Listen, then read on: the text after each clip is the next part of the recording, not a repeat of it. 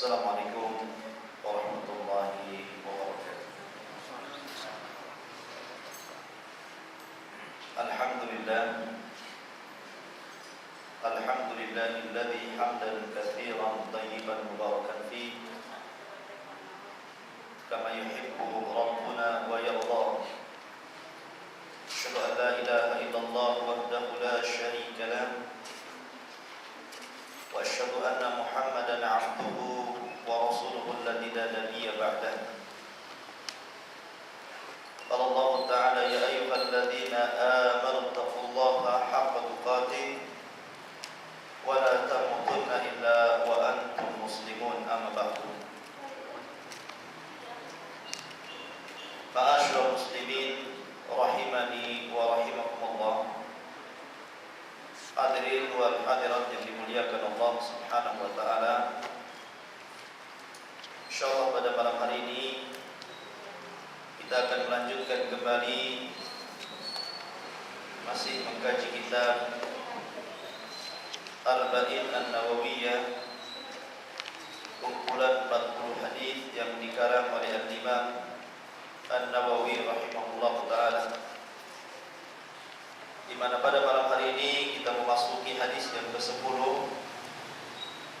dalam bab doa dan kaitannya dengan makan yang halal. Qala mu'allif rahimahullah taala an Abi Hurairah radhiyallahu anhu qala qala Rasulullah sallallahu alaihi wasallam. Dari Abi Hurairah radhiyallahu anhu, dia mengatakan, telah bersabda Rasulullah sallallahu alaihi wasallam, innallaha thayyibun la yaqbalu illa thayyiban. Sesungguhnya Allah itu thayyib, bersih dan baik, dan tidak menerima kecuali yang bersih dan yang baik. Wa innallaha amara al-mu'minin bima amara bihi al-mursalin. Dan Allah memerintahkan kepada kaum mukminin dengan apa yang juga diperintahkan kepada para rasul. Faqala ya ayyuhar rusul kulu minat thayyibati wa'malu salihah. Maka Allah Subhanahu wa taala berfirman, wahai para rasul, makanlah dari makanan yang thayyib dan kerjakanlah amalan yang saleh. Wa qala ta'ala ya ayyuhalladzina amanu kulu min thayyibati ma razaqnakum. Dan Allah Subhanahu wa taala juga berfirman, wahai orang-orang yang beriman, makanlah sebagian dari rizki-rizki yang baik yang kami anugerahkan kepada kalian. Thumma dzakara ar-rajul yutilu as-safar ash'atha aghbar yamuddu yadayhi ila as-sama' ya rabbi wa mat'amuhu haramun wa mashrabuhu haramun wa malbasuhu haramun wa ghudiya bil haram fa anna yustajabu lahu. Rawahu Muslim. Kemudian beliau alaihi salatu wassalam menyebutkan tentang seorang laki-laki yang menempuh perjalanan yang jauh dengan rambut yang kusut, dengan tubuh yang berdebu, yang menengadahkan kedua tangannya ke langit seraya berdoa, wahai Rabb, sedangkan makanannya haram, minumannya haram, pakaiannya haram, dan dia dikenyangkan dengan hal-hal yang haram, maka bagaimana mungkin orang seperti itu akan dikabulkan doanya? Hadis ini ma'asyiral muslimin dikeluarkan oleh Imam Muslim di dalam sahihnya. Ma'asyiral muslimin rahimani wa rahimakumullah. Hadis ini menjelaskan kepada kita tentang pentingnya berdoa, yaitu dengan memperhatikan tentang penghalang-penghalang dikabulkannya sebuah doa. Salah satunya adalah hadis ini menyebutkan bahwa penghalang-penghalang doa adalah makan dan minum dari yang haram, mengkonsumsi barang yang haram, berpakaian dibeli dari barang yang haram atau hasil yang haram, dan dari usaha yang haram. Ma'asyiral muslimin rahimani wa rahimakumullah. Kita tahu bahwa orang yang menjauhi perkara-perkara yang Allah Subhanahu wa taala haramkan, maka doanya akan mudah dikabulkan oleh Allah Azza wa Jalla. Mungkin antum teringat satu kisah dari seorang ulama, Abdullah ibnu Mubarak. Dahulu ayahnya Mubarak adalah seorang tukang kebun yang menjaga salah satu kebun dari kebun-kebun delima di Irak. Suatu ketika majikannya datang ke kebunnya, kemudian meminta agar Mubarak mengambilkan salah satu dari buah-buah delima yang ada dalam kebun itu. Kemudian diambillah buah delima itu, kemudian diberikan kepada majikannya. Alangkah kagetnya majikannya, karena ternyata buah delima yang dipetik oleh Mubarak rasanya tidak sebagaimana yang diinginkannya. Sangat kecut dan tidak manis. Kemudian dia menyuruh kembali. Kemudian Mubarak mengambil buah yang sama, rasanya tidak manis dan kecut, seolah-olah Mubarak mengejek majikannya. Ketika itu majikannya bertanya kepada Mubarak, "Wahai Mubarak, apakah engkau sedang mengejek diriku? Sedangkan engkau tidak sanggup untuk mencarikan satu buah delima yang manis untuk. Engkau sudah bekerja selama 3 tahun di kebunku, tapi engkau tidak bisa membedakan mana delima yang manis dan mana delima yang tidak manis." Kemudian Mubarak mengatakan, "Wahai Tuhan, demi Allah, bagaimana aku bisa membedakan mana delima yang manis dengan delima yang tidak manis kalau Tuhan belum pernah mengizinkan kepadaku untuk mencicipinya?"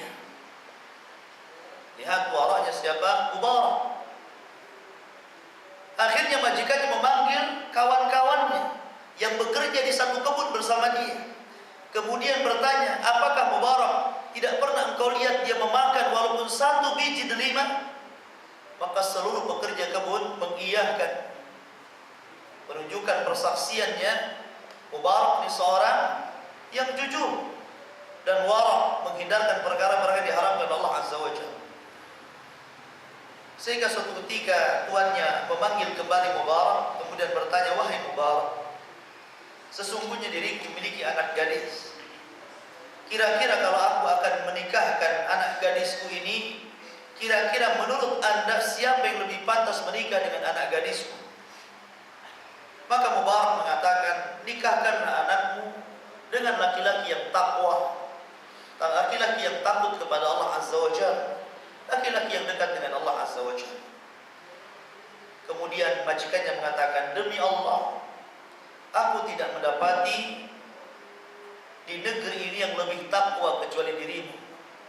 Maukah Anda menikah dengan putriku?" Ikhwan fillah azani Allah wa iyyakum. Akhirnya Mubarak menikah dengan anak putri saudagar ini.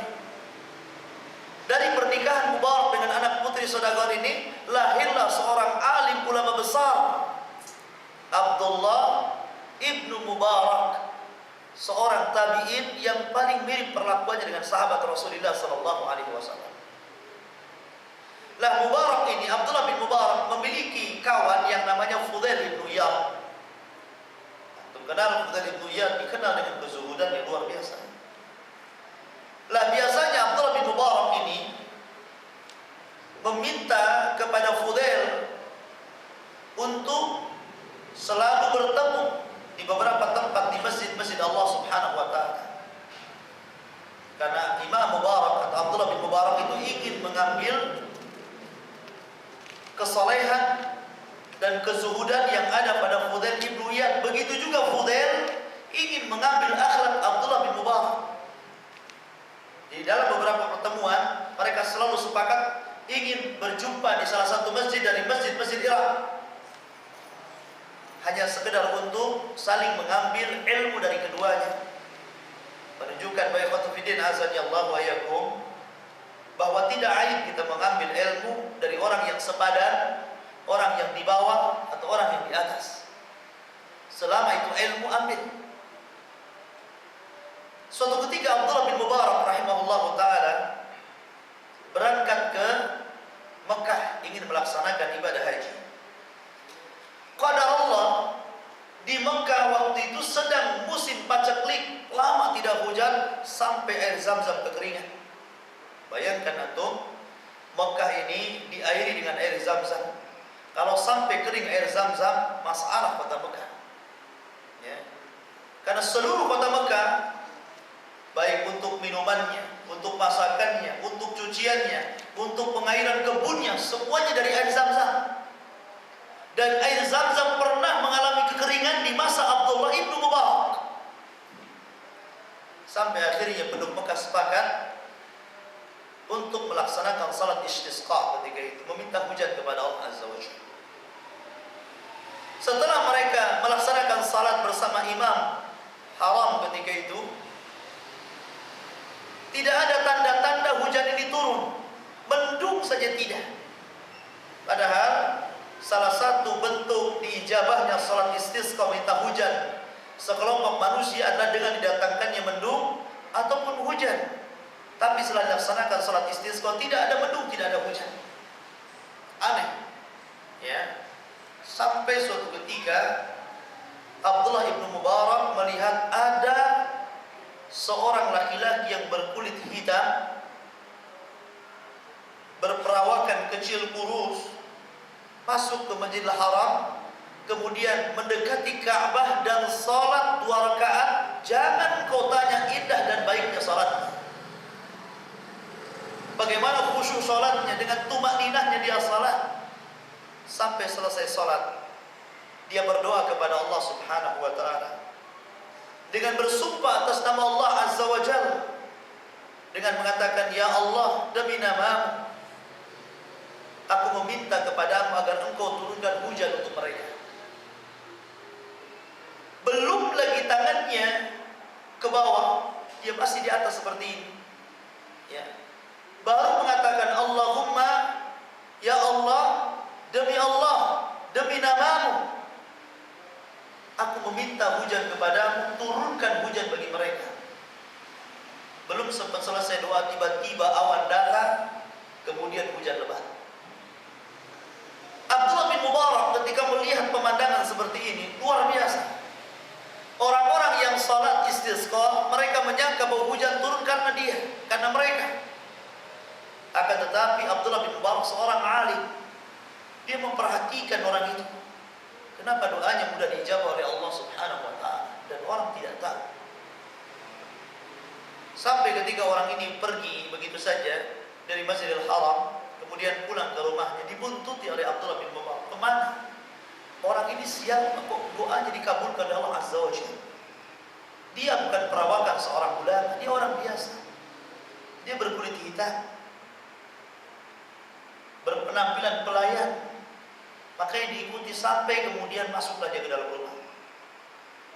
Sesampainya di rumah, kemudian Abdullah bin Mubarak keinginannya semakin penasaran, ingin mengetahui siapa laki-laki ini.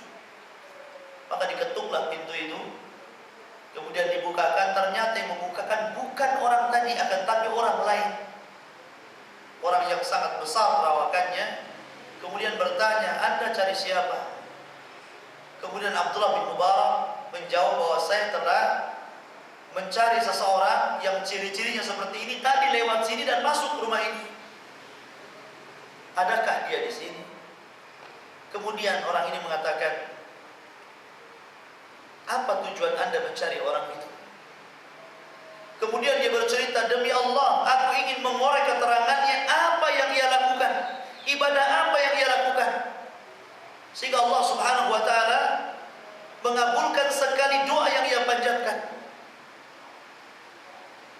Kemudian majikannya mengatakan, tahukah wahai fulan, wahai tuan, sesungguhnya orang ini adalah budakku dan saya tuannya.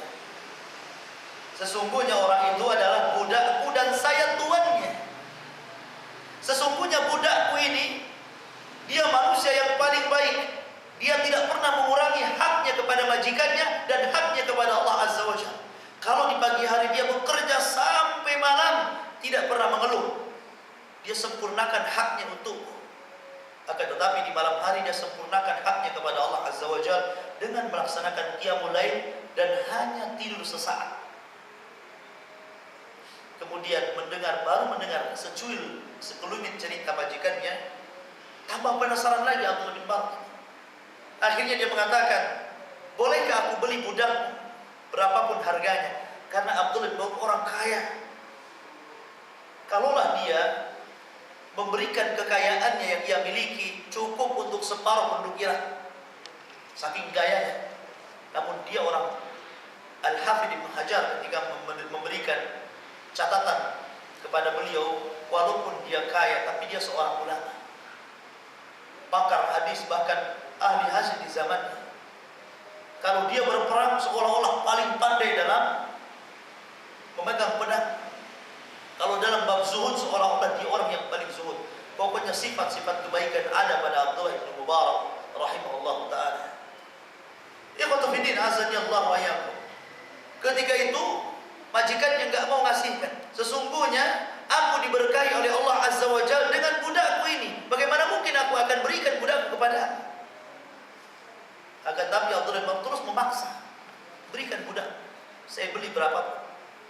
Sampai kemudian penasaran majikannya budak ini mengatakan, sesungguhnya siapa kamu ini?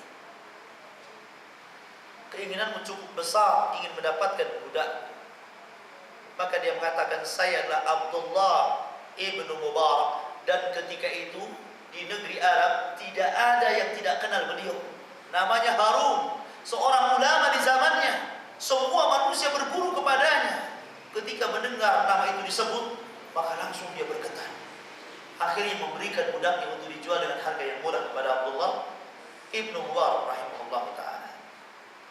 Kemudian setelah Abdullah bin Mubarak berhasil membeli budak tuannya ini, maka dibawalah budak ini menuju pulang ke Irak.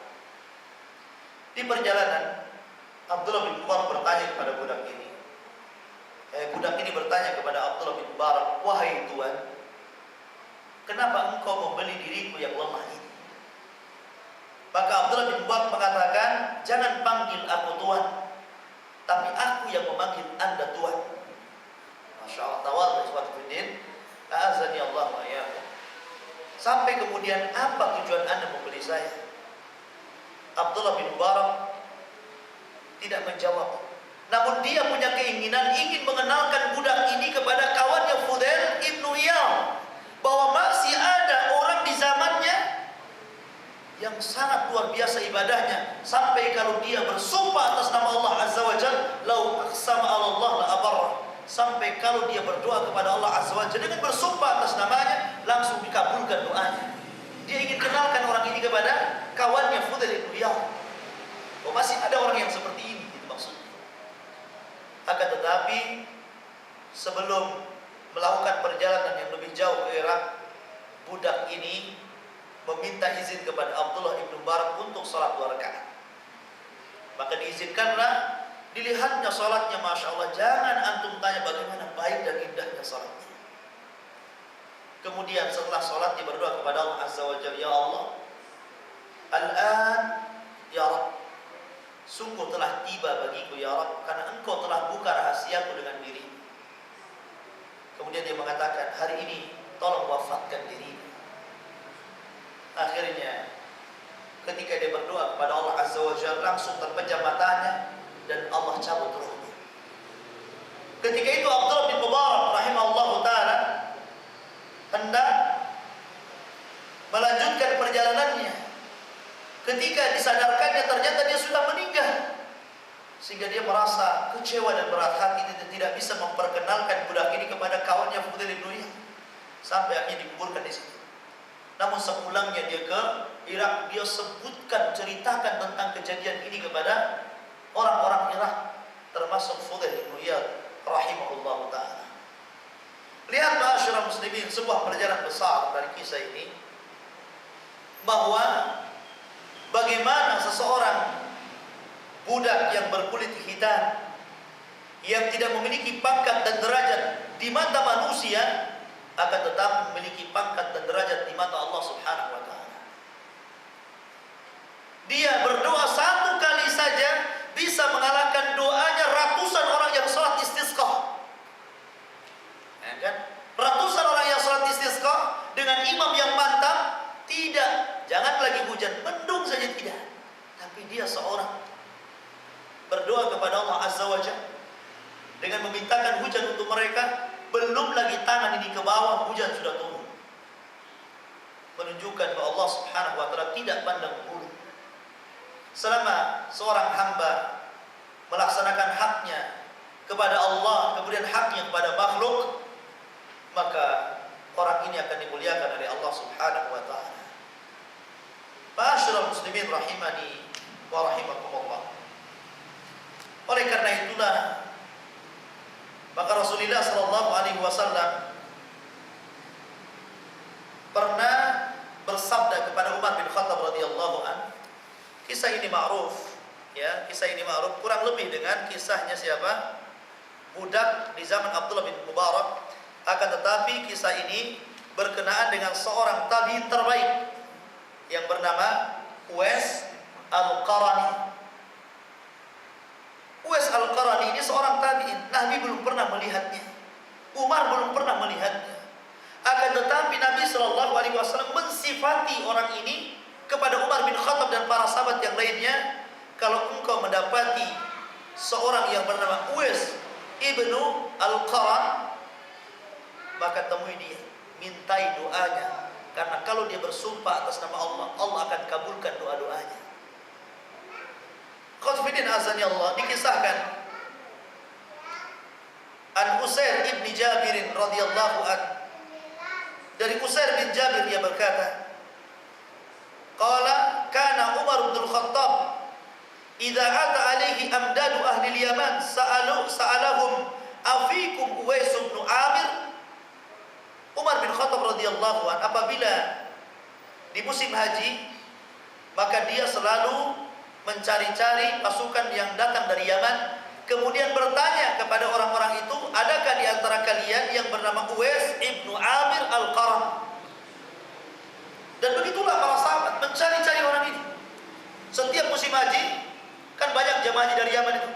Seluruh para sahabat kalau ada jamaah dari Yaman mesti ditanya, apakah di antara kalian ada Uwais bin Qaran?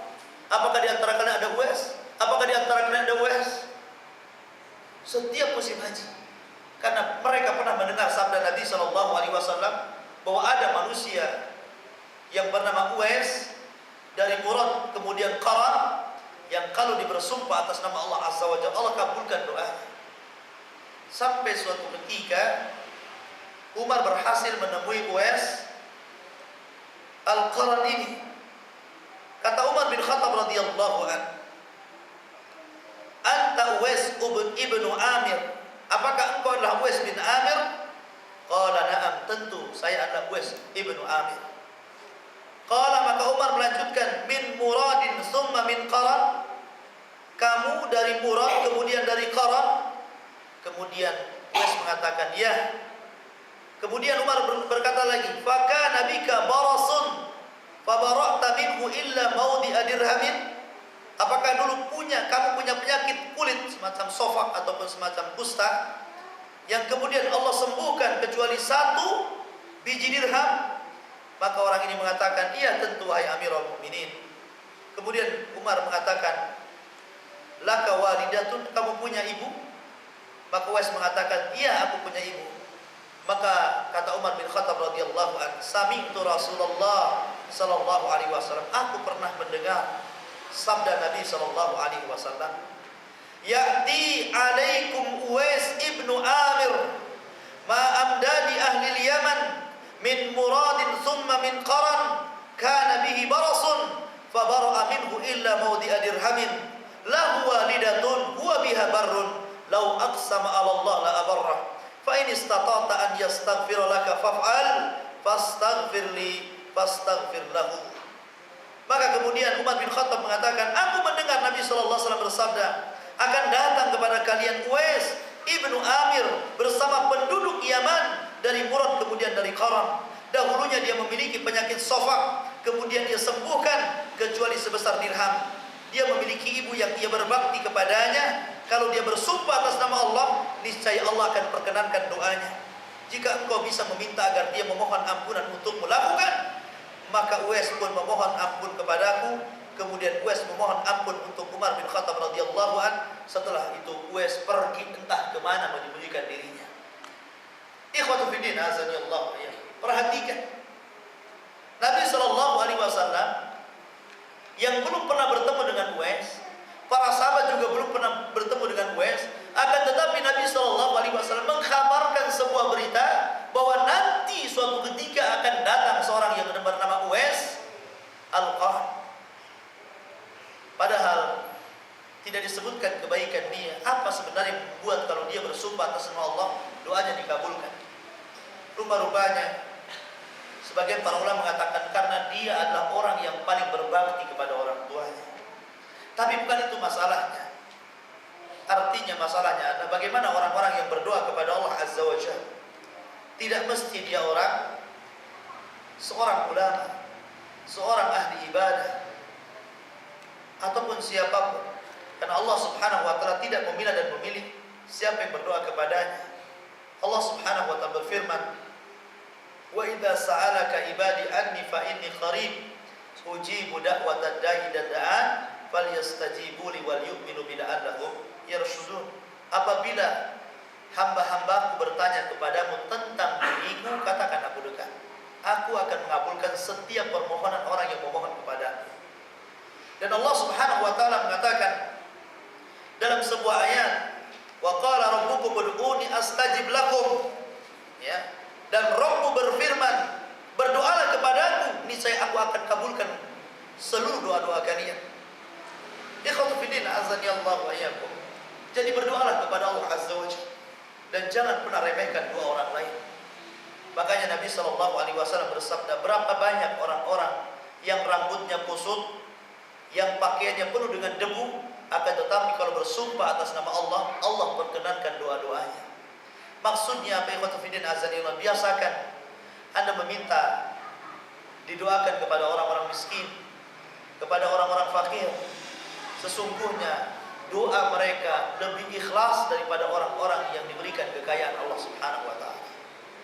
Wallahi kalau antum datang kepada orang-orang yang miskin, orang-orang fakir, kemudian antum bersedekah kepada mereka, kemudian antum minta doa mereka, niscaya doa mereka akan lebih tulus dan lebih didengar oleh Allah Azza wa Jalla. Karena di antara mereka ada yang kalau bersumpah atas nama Allah, pasti Allah perkenankan doanya. Ikhwatu fiddin azani Allah wa iyyakum. Maka jangan segan-segan untuk bersedekah kepada mereka. Nah di sini mu'allif rahimahullah ta'ala menukilkan satu hadis tentang doa dan kaitannya dengan makan yang halal, karena ada korelasi yang sangat kuat, di mana salah satu penghalang doa itu adalah makan dari makanan yang haram, minum dari minuman yang haram, pakaian yang ia beli dari hasil yang haram. Walaupun di sana ada selain ini, di antara penghalang doa satu, sebagaimana disebutkan dalam hadis ini, yaitu makan minuman dan pakaian yang haram. Yang kedua, meminta cepat terkabulkannya doa yang akhirnya meninggalkan doa. Ini, ya. Jadi meminta cepat terkabul dengan mengatakan, ya Allah, saya sudah berbulan-bulan, bertahun-tahun berdoa kepadamu, tapi hidupku masih belangsak seperti ini. Akhirnya ditinggalkan doa oleh dia. Ya. Lah ketika dia mengatakan seperti itu, mengatakan da'autu falam yastajib li, aku sudah berdoa dan berdoa tapi engkau tidak pernah mengabulkan kepadaku, sesungguhnya kalimat ini menjadikan doanya tidak diterima oleh Allah Azza wa Jalla dan doanya ditolak. Jadi jangan mengatakan meminta cepat terkabul yang akhirnya meninggalkan doa. Karena Nabi sallallahu alaihi wasallam bersabda, la yazalu yustajabu li 'abdin ma lam yada bi ithmin aw qati'atir rahimin ma lam yasta'jil. Qila ya Rasulullah wa mal isti'jal? Qala yaqulu qad da'awtu falam ara yastajibu li.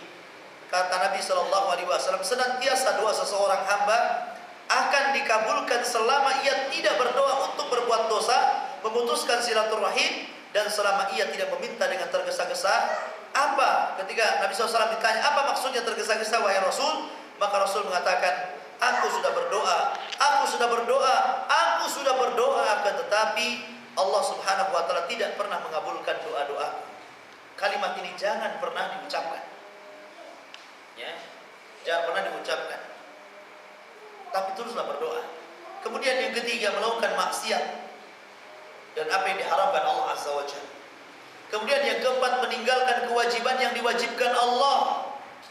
Maka ini salah satu pintu doa tertutup. Kemudian yang kelima, berdoa yang isinya mengandung perbuatan dosa dan memutuskan silaturahim. Ini juga perkara yang bisa menutup doa. Yang keenam, tidak bersungguh-sungguh dalam berdoa dengan mengatakan kalau engkau kabulkan silakan, enggak juga enggak apa-apa. Jadi harus bersungguh-sungguh, meminta sungguhan agar doa-doanya dikabulkan. Kemudian yang nomor 7 yang terakhir, tidak khusyuk orang ini. Sehingga ketidakkhusyuan inilah menjadikan orang ini tidak dikabulkan doanya.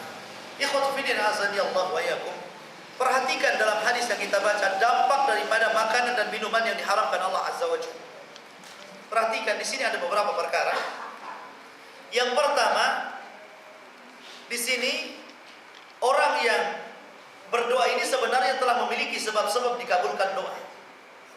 Pertama, dia orang miskin. Dan Nabi SAW mengatakan rambutnya acak-acakan, kemudian pakaian yang penuh dengan debu, menunjukkan dia orang miskin. Sementara orang miskin itu mudah dikabulkan sebenarnya. Yang kedua, dia safar. Salah satu waktu istijab doa itu ketika safar.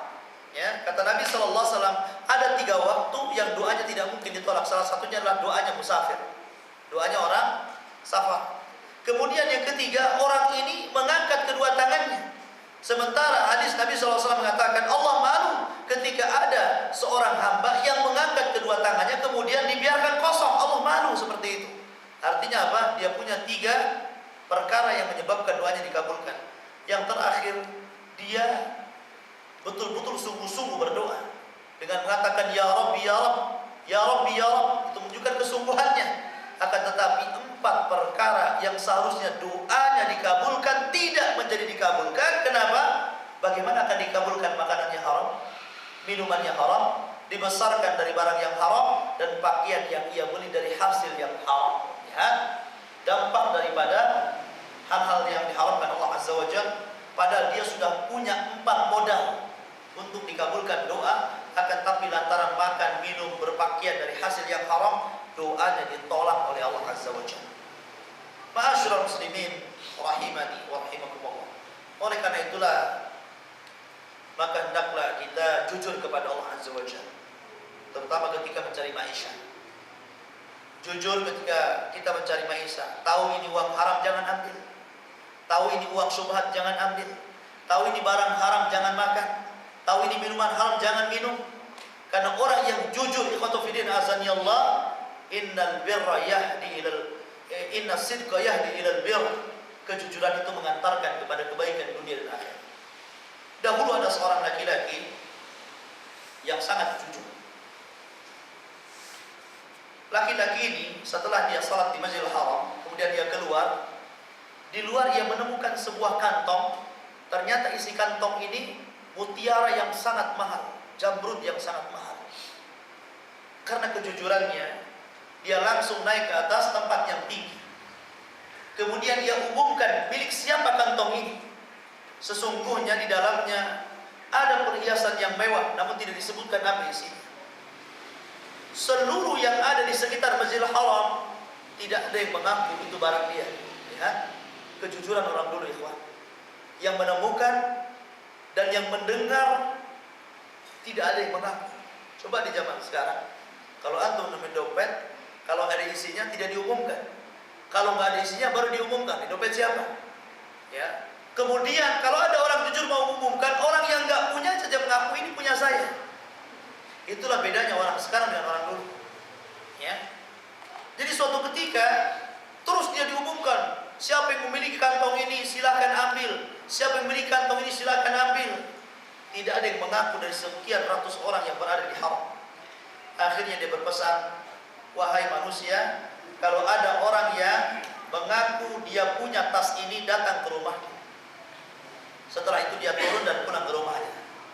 Ya. Sekejap berikutnya naiklah orang tua. Orang yang sudah tua renta, dia naik ke atas tempat yang tempat yang anak muda tadi yang menemukan tas itu berdiri di situ. Kata kakek tua itu, wahai manusia, siapa yang menemukan tasku? Wahai manusia, siapa yang menemukan tasku? Maka orang-orang di sekitarnya mengatakan, sesungguhnya tadi sebelum anda naik wahai kakek, ada anak muda yang mengumumkan tas anda. Silakan cari rumahnya di ini. Sekian, gang sekian, alamatnya sekian, nomor sekian. Ya. Kemudian si kakek ini mencarilah alamat pemuda yang menemukan tasnya. Sesampainya di rumah itu, kemudian si kakek mengatakan, wahai anak muda, apakah engkau yang menemukan tasku?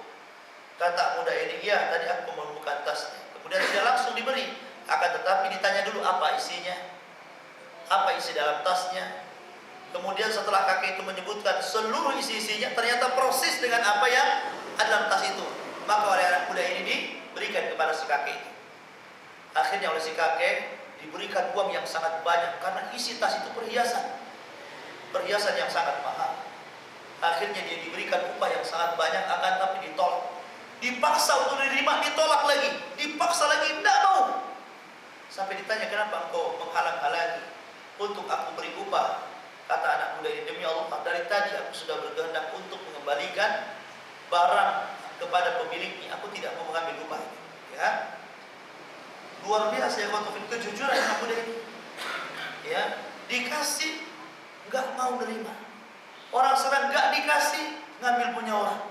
Ya, ikhwatufidin azani Allah wa yakum. Sampai akhirnya berbulan-bulan setelah kakek ini pulang entah kemana rumahnya, berbulan-bulan maka anak muda ini menganggur, tidak punya pekerjaan. Akhirnya dia berkeinginan untuk keluar dari haram dan mencari uang di luar haram. Maka berangkatlah dia keluar haram dan naik sebuah perahu. Kemudian dengan beberapa orang yang di perahu, tiba-tiba Allah berikan ujian, perahunya pecah di tengah laut, sebagian meninggal dan dia diselamatkan oleh Allah Azza wa Jalla karena berpangku kepada sebuah kayu yang hingga akhirnya terdampar di satu tempat. Ketika dia sadar, ketika itu hampir fajar, dilihatnya ada sebuah masjid di hadapannya yang sangat kotor, seolah-olah masjid ini sudah berbulan-bulan tidak dimakmurkan oleh penghuninya. Akhirnya kemudian dia masuk ke dalam masjid, dia bersihkan sebersih mungkin masjid itu, kemudian dia adzan. Adzannya sampai kedengaran kepada para penduduk di sekitarnya. Seluruhnya penduduk itu datang ke masjid itu. Siapa yang adzan ini? Karena masjid itu sudah lama tidak ada adzan. Ketika mendengar adzan, semua orang datang ke masjid itu. Akhirnya dia menjadi imam.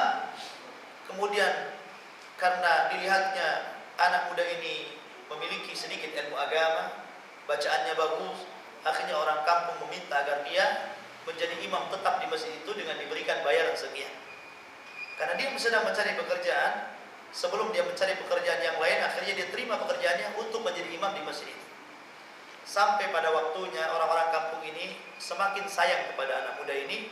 Akhirnya dia ingin menikahkan dengan seorang putri, orang putri di kampung itu.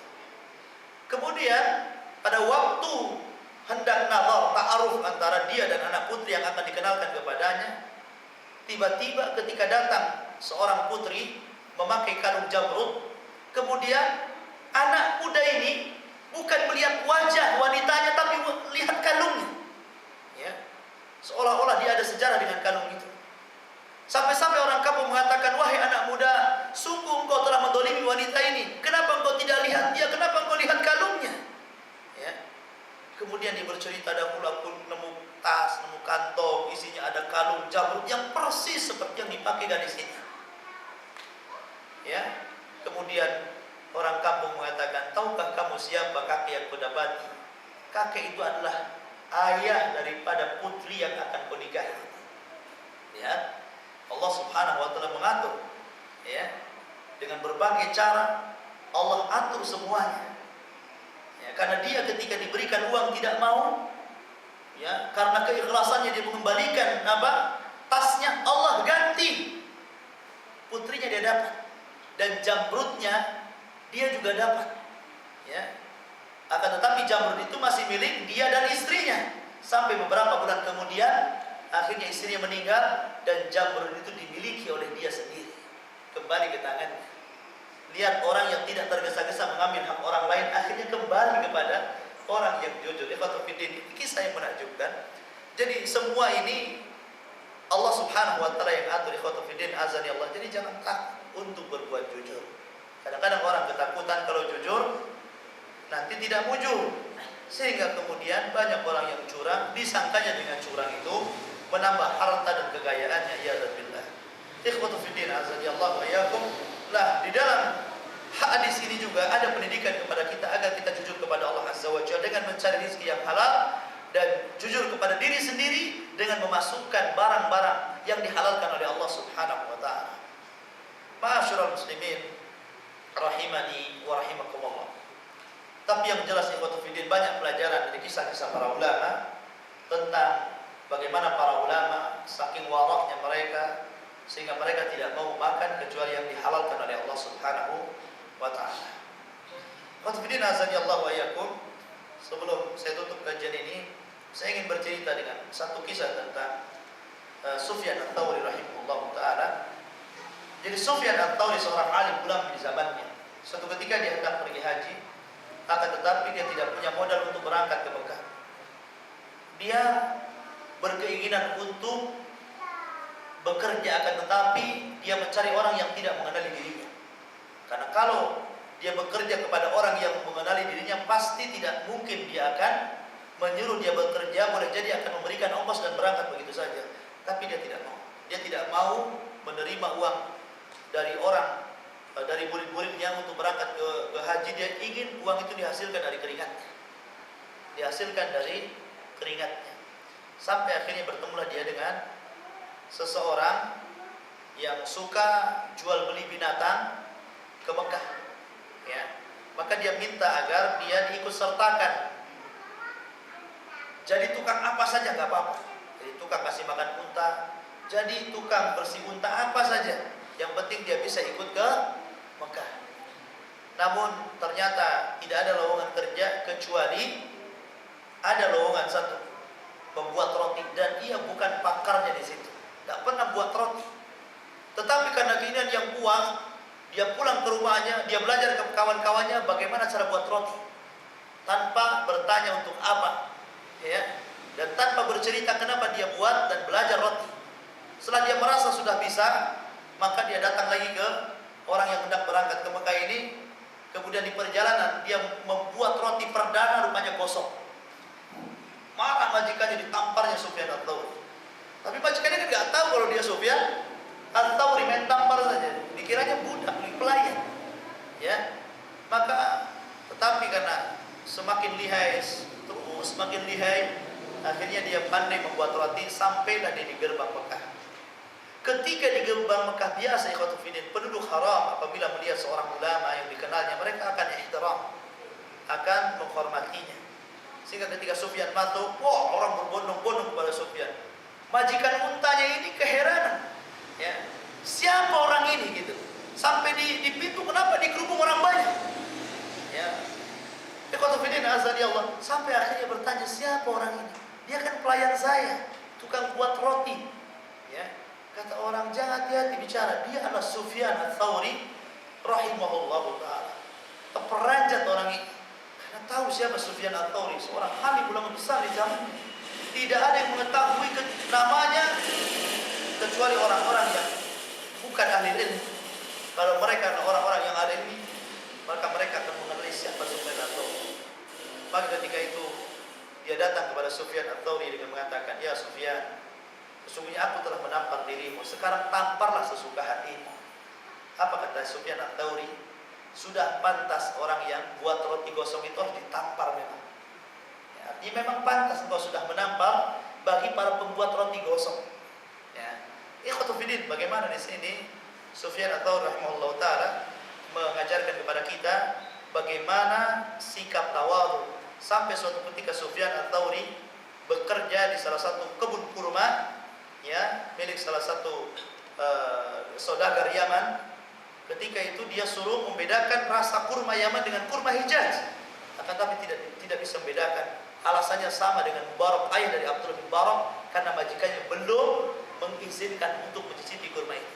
Lihatlah waraknya Sufyan Ats-Tsauri, lihatlah waraknya ayah daripada Abdullah bin Mubarak dan juga para ulama yang lain. Dia takut memakan yang diharamkan Allah Azza wa Jalla, karena takut bahwa itu akan menjadi pertanyaan di akhirat. Karena akan ditanya apa yang kita masukkan. Ya, apa yang kita masukkan dia akan ditanya, bukan tidak ditanya, akan ditanya. Sehingga dia takut kalau seandainya sedikit saja makanan yang diharamkan Allah atau perkara syubhat masuk ke perutnya, dia tidak bisa mempertanggungjawabkan di hadapan Allah Subhanahu wa taala. Wallahu a'lam bishawab. Azani Allah wa iyyakum. Mudah-mudahan ada manfaatnya kajian yang singkat ini.